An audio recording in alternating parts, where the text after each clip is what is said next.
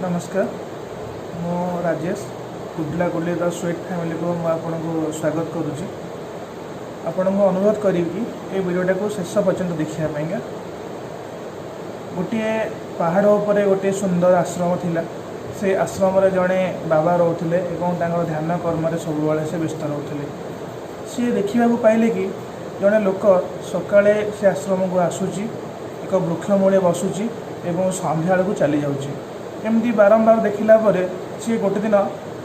पचारे कि बाबा तुम किए एभली आश्रम को आसुच सकाଳେ आसुच बसुच एवं संध्या को चली जाऊँ एठू तो सी लोकटी जहाँ कहले आपण शुणी आश्चर्य हे सी होती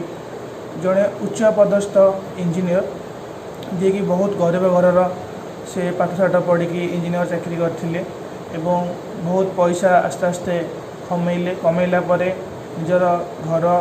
जगह कराया लगे पुरी रे किसी जगह किणिले घर कले भुवनेश्वर में किसी जगह कले एवं घर कले एभली आस्ते आस्ते आस्ते आस्ते तांकर धनर परिमाण बढ़ी चलला जेहेतु सी गोटे इंजीनियर थिले तांको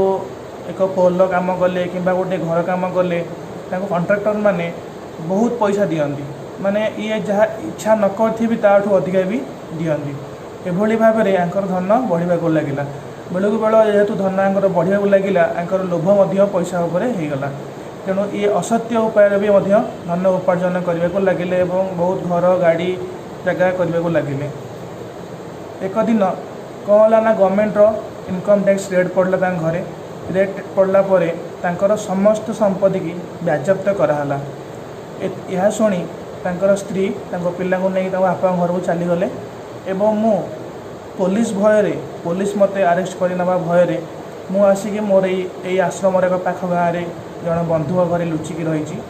सकाଳେ मु ये आश्रम को आसूची एवं संध्या को चली जाऊँगी काले मत कई लोक देखी नियंतु मु आपण को बाबा अनुरोध करुच्ची कि आपण क्या कथा कहबेनि किंतु आपण को मु गोटे कथा पचारिबा जानी बाबा कि मु एते भल थी एते खुशी थी किंतु मोर को कर्म कारण मु आज ये दुख कष्ट भोगुची मते कहबे कि आपण मन रखु से बाबा जहाँ कहले आपण शुणिकी आश्चर्य होइजिबे सी कहले कि असत्य धन बढ़े बहुत गला बेले जाए मूल सहित तमें जितेबाला जॉब कल बा पैसा इनकम कर आरंभ कल तमें परोपकार थिल एवं लोक माने साहाय्य करी पैसा इनकम कर सत उपाय पैसा इनकम कर किंतु से पैसा को देखी तुम एते लोभ होला जे तुम असत्य उपाय पैसा उपार्जन करने को लगिल जहाँद्वारा कि तुम भाग्यदेवी तुम उपर असंतुष्ट हो गले एवं तुमको आज यही समय आसी पहुँची तेणु से लोक कहला बाबा तो मुझे जगार यही अवस्था मुझे मुक्ति पाइबी बाबा कहले कि तुम्हें सत् बाटर जाओ एवं सत् भाव में पैसा इनकम करने को चेष्टा कले सब ठीक हो पार से सन्थ महात्मा कही पुनः तुम्हें भल कार्य कर सद उपाय जाओ एवं तुम कर्म जेभली पर उपकार एवं सांसारिक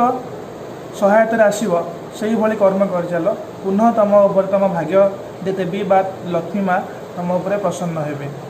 किंतु मन रखि मनीषर मान तीनोटी कर्म गोटे इह कर्म गोटे पूर्व कर्म एवं आसुवा कर्म यही तीनोटी कर्म को विचार करी भाग्यदेवी तापर प्रसन्न होती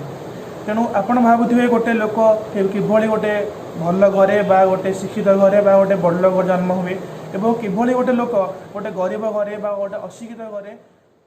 जन्म निए आपण यहाँ मन रखिथे आपणकर पूर्व कर्म जिभली थी आपण से भली ए जन्म जन्म पाइबे आपण यदि भल कर्म सत्कर्म करेंगे ताले भल जन्म भल घर जन्म पाइबे जदि असत्य कर्म कर खराब कर्म करेंगे तो गरीब घरे जन्म पाई बहुत कष्ट व दुख लाभ करेंगे यापर से लोक जनक साधु महात्मा को पचारे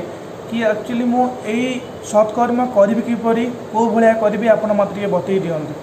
तो साधु महात्मा किसी उदाहरण देले कहले गोटे वृक्ष से वृक्ष प्रति वर्ष आपन को फल दे चली आपड़ ताठू फल नौ खाऊँ सी कौ दिन कहनी तू मोठू ए वर्ष फल नेलु मत पानी दौनु कि किसी मत साहाय्य करूनु केबे भी कहनी तार फल दे चलती से भली गोटे गाई